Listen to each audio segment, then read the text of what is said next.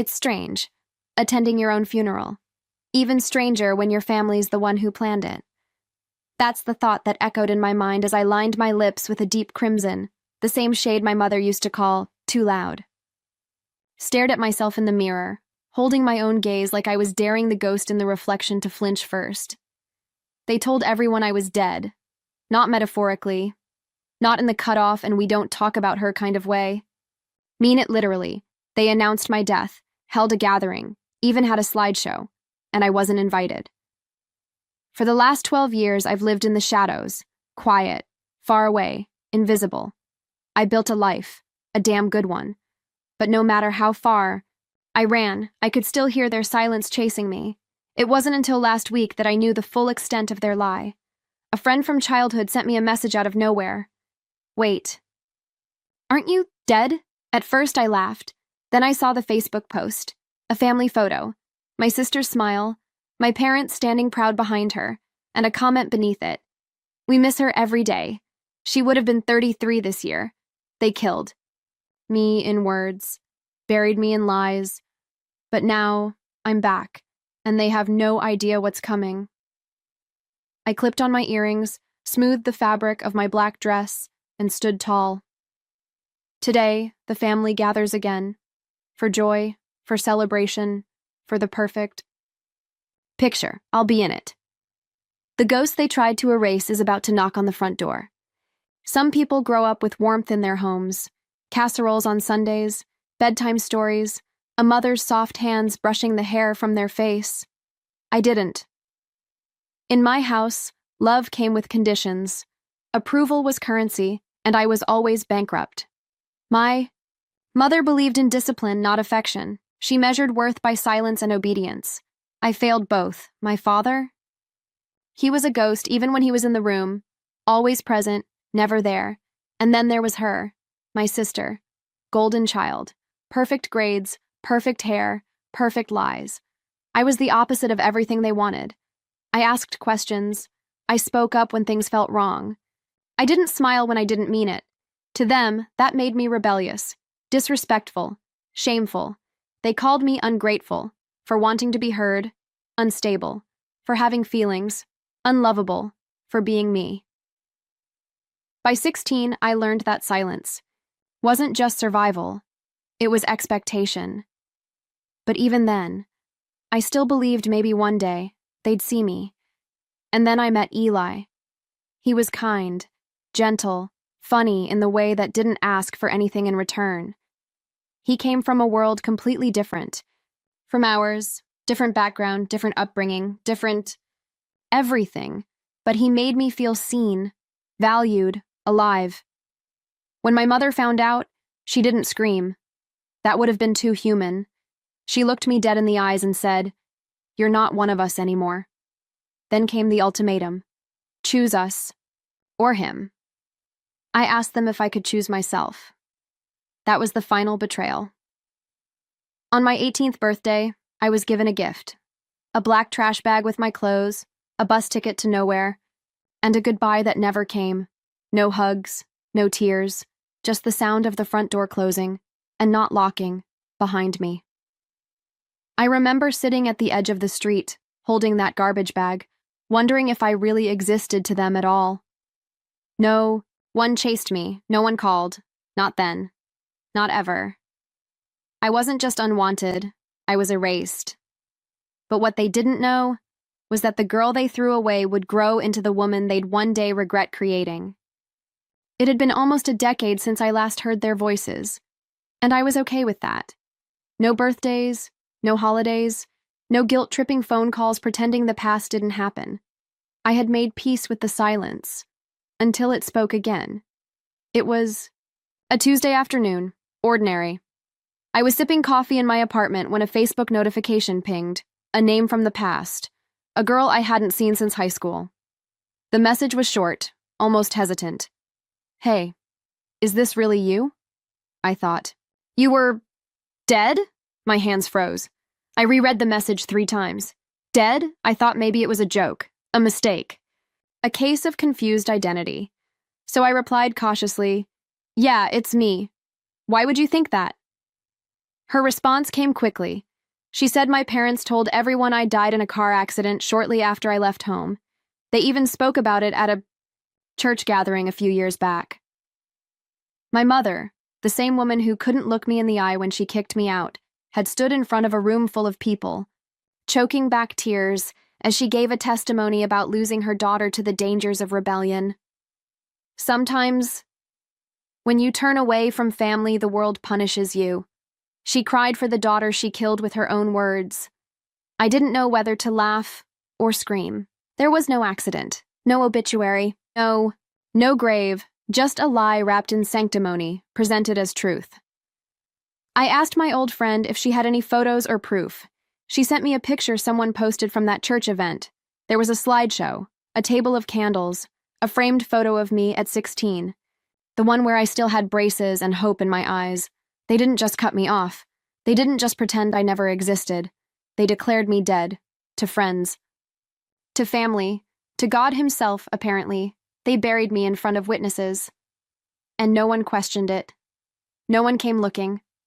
Not one person wondered if the story was too neat, too clean, too convenient. I wasn't missing. I wasn't dead. I was simply inconvenient. So they wrote me out of the story like I was a bad chapter they didn't want to remember. But here's the thing about ghosts. They don't stay buried forever. After the lie, I disappeared. Not out of shame, out of survival. They wanted me dead. Fine, I let the old version of me die. But the woman I became, she was born in fire. For years I kept my head down and my heart guarded. No help, no handouts. No family. I worked 3 jobs, diner waitress by morning, bookstore cashier by night, and scrubbing offices in between. I slept in borrowed rooms, survived on instant noodles and ambition. But with every shift, every dollar saved, every exam, passed with bloodshot eyes and blistered fingers, I came back to one sentence. They said I was dead. And that sentence? It became fuel. I put myself through school, graduated with honors, turned a freelance design gig into a 6-figure interior design business. Clients trusted me with their homes because I had built mine from nothing. No safety net, no congratulations, just grit, scars, and an unshakable promise to myself. If I ever come back, it won't be to beg. It'll be to show them what they lost. For a while, that was enough. Success filled the silence they left behind, but then the silence started whispering again. It was another old friend, this time a mutual acquaintance who had stayed close with the family. She texted me a link. Family Facebook page. There it was. My parents, grinning ear to ear beneath a banner that read, 40th anniversary celebration, all family welcome. All family, except me. There were dozens of comments, dozens of photos, people reminiscing about the good old days, tagging my sister, mentioning cousins, aunts, uncles, and not one mention of me. Not a shadow. Not a whisper. Not even a lie. They hadn't just killed me off. They had rewritten the story as if I was never born. I stared at the screen for a long time, then I closed the laptop and stood up. You wanted me gone so badly? Fine. But if you're going to pretend I'm a ghost, then I'll give you a haunting you'll never forget. It was time. Time to return. Not to ask for love, but to deliver the truth, face to face. The day was bright. Too bright almost. One of those picture-perfect afternoons where everything looks calm, right before a storm hits. The house hadn't changed. Same white fence, same rose bushes, same cold feeling in my chest the moment I stepped out of the car. Laughter spilled from the open patio. Champagne glasses clinked. Old hymns played softly through the speakers. Relatives I hadn't seen in over a decade stood shoulder to shoulder, sharing memories I was never part of. They looked so happy, so proud, so certain that the past had stayed buried, but not for long. I didn't knock. I didn't need to. I walked through the gate. Slowly, calmly, heels clicking like a metronome counting down the seconds to impact. A few people glanced my way with polite, confused smiles. They didn't recognize me. Not yet. Not until Aunt Ruth dropped her glass. The shatter was sharp. Instant silence followed, all heads turned, and then I saw her, my sister. She froze mid-laugh, mouth still curved in a smile that didn't know it was about to die. Her eyes locked onto mine like she was seeing a ghost, because to her, that's exactly what I was. "Is this some kind of sick joke?" she said, her voice just loud enough to tremble.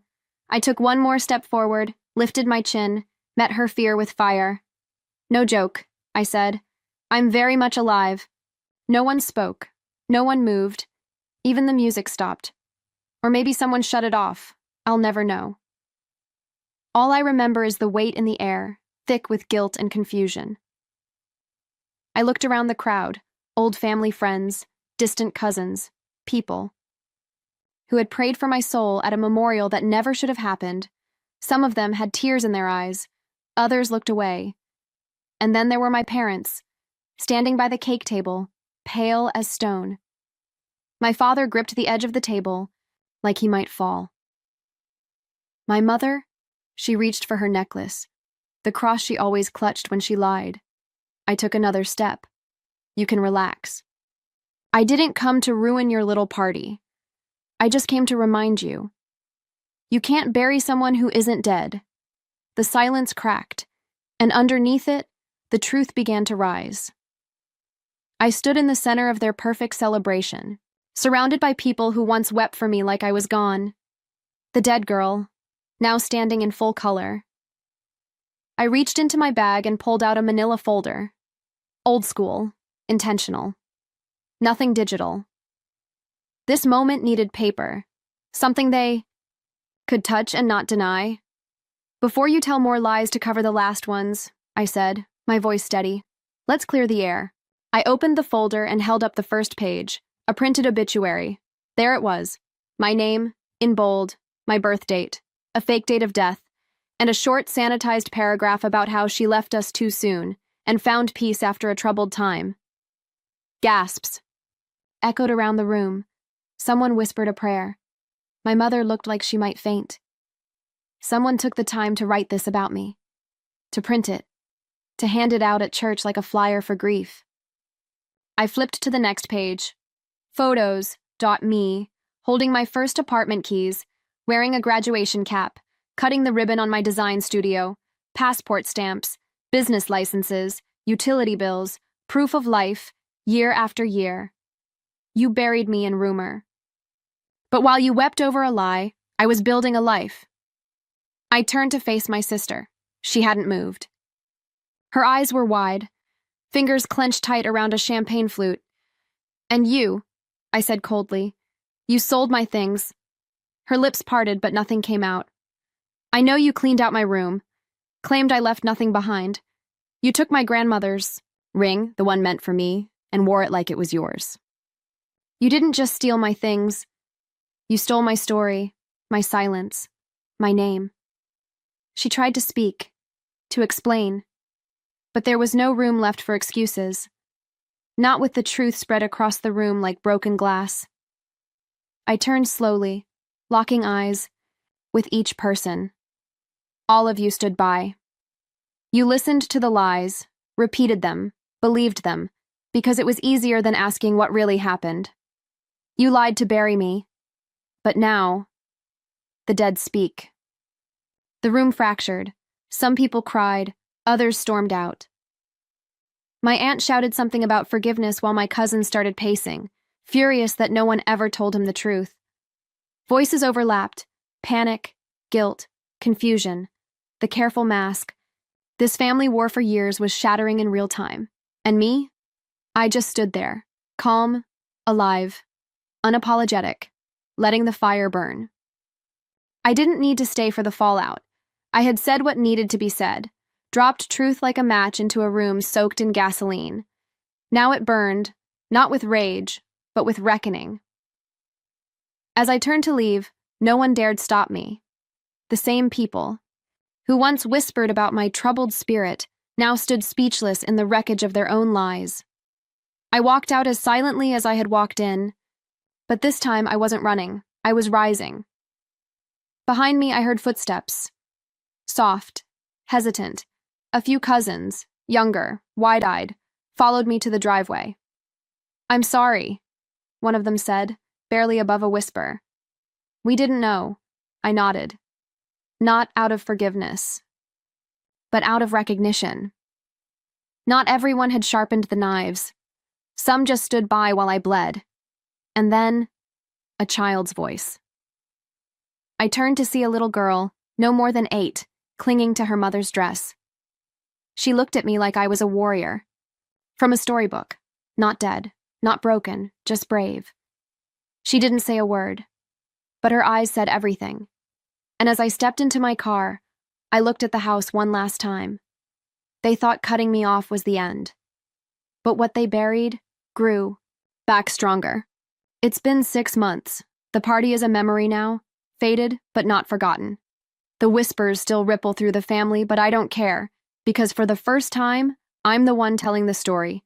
I wrote everything down, shared it in a podcast.